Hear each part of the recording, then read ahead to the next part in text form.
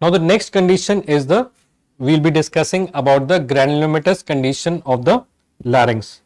First of all, in granulomatous lesion, we'll be discussing about the TB larynx. So TB larynx is usually, the pathognomic feature is that it is usually present secondary to the pulmonary tuberculosis.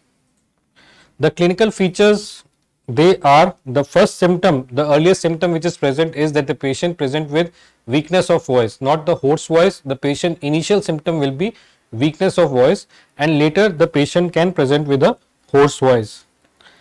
And the TB larynx is a painful condition. So the patient, unlike the TB in the middle ear, the TB in the larynx is a painful condition, and the patient will be presenting with odynophagia, that is painful swallowing. Now coming to the signs of TB larynx, the first sign, the earliest sign is that the patient will be having the hyperemia of the vocal cord, like a lot of congestion will be present in the vocal cord, especially in the posterior commissure area, and there will be a loss of complete adduction. The vocal cords will not be able to adduct completely. So these are the earliest sign. The second point, the sign which we see is that the presence of mammillated arytenoids. The arytenoids are very bulky. The third is that we will see mouse nibbled appearances of the true vocal cord. So we will see mouse nibbled appearances of the true vocal cord. And the fourth is that the epiglottis, it is a swollen epiglottis, and it is also known as a turban epiglottitis, turban shaped epiglottis, and it is because of the cellular infiltration or the pseudoedema. So it is resembling like a turban, so it is also known as the turban epiglottitis.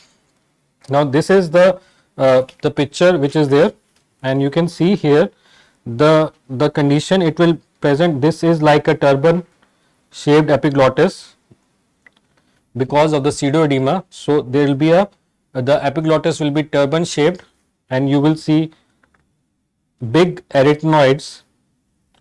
So that is the mammillated arytenoids, and you will see mouse nibbled appearance of the true vocal cords. So these are the three signs, but the earliest sign is the hyperemia of the true vocal cord, especially in the posterior part of the larynx, and also there will be loss of complete adduction. So what is the management? What is the management of the laryngeal TB? It is the management is the same. We will be what we are giving for pulmonary tuberculosis, that is we will be giving the ATT or the anti tubercular therapy. Now coming to the next condition, that is the scleroma of larynx, and this is also a granulomatous condition, and it is also the extension of the rhinoscleroma like we seen in the nose. So it is caused by Klebsiella rhinoscleromatis, and it is basically the extension of rhinoscleroma, and this is known as the scleroma of larynx.